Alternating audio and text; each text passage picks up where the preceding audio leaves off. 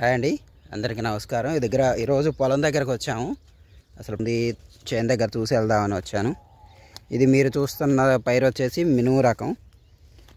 45 రోజులు అంటే ఒక 45 డేస్ అవుతుంది. ఇది కృష్ణ అనే రకం, ఎన్ఆర్ఐ సీడ్స్ వాళ్ళది. మా ఈ తెనాలి డెల్టా ఏరియా ఏంటంటే ఎదబెట్టడం కాకుండా వరి మాగాడిలో చల్లుతారనమాట గింజలు. అంటే ఒక 3-4 డేస్లో వరి కోతలు కోస్తారు అనే టైంకి చల్లేస్తాం. ఇదిగో చూసారా, ఇది కొంచెం కాడ బారుగా ఉంది ఈ వెరైటీ. కానీ ఈ చెట్టులో బాగా నచ్చింది ఏంటంటే ఈ వెరైటీలో చెట్టు గుమ్మటంగా వస్తుంది అనమాట. అంటే ఒక పొదలాగా వస్తుంది. ఇది మొక్కలు పలచడం అవడం వల్ల అది ఒక reason. At the same time పెరుగుదల కొంచెం ఎక్కువగా ఉంది. అంటే ఎలా అంటే మిషన్ కటింగ్కి, హార్వెస్టింగ్కి ఈరోజు లేబర్ అనేది అంటే పీకటానికి మనం జనాలు దొరకట్లేదు కాబట్టి సో కొంచెం హైట్గా ఉంటే ఏంటంటే మిషన్తో హార్వెస్ట్ చేసుకోవడానికి కన్వీనియంట్గా ఉంటుంది అని చెప్పారు. ఒకళ్ళిద్దరు సజెషన్ చేస్తే స్పీడ్ తీసుకొచ్చాను. ఇదిగో చూసారా, కాడ అయితే కొంచెం బారుగానే ఉంది.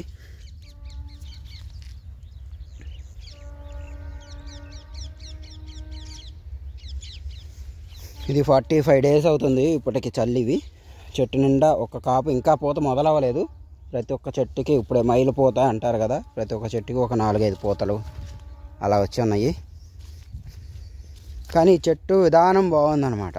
చూసే రంగు కానీ ఎక్కడైనా కొంచెం బెట్టకైతే ఏం రాలేదు. స్టార్టింగ్ నుండి కొంచెం మరీ నలుపు వస్తాయి కొన్ని చేలు.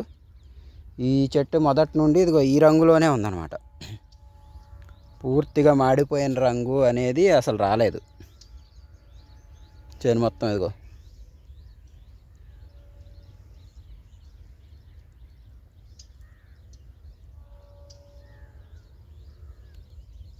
చేను అనేది కమ్మేసింది. మొదట్లో అసలు ఇవి సరిపోతాయా చాలవా అనుకున్నాం మొక్కలు. చెట్టు మటుకు బాగా పెరుగుతుంది హైటు. ఇదిగో జస్ట్ ఒక శాంపుల్గా మొక్క చూపిస్తాను. ఇదిగో చిన్న చెట్టు కదా ఇది, చూసారా కాడ బారు, చూసారా మొదలు కాడ బారు. ఈ అనబడుస్తుంది. ఈ తీగ అయితే ఎప్పుడైతే వస్తుందో వాళ్ళు చెప్పటం కూడా ఈ తీగ రకం అని చెప్పారు.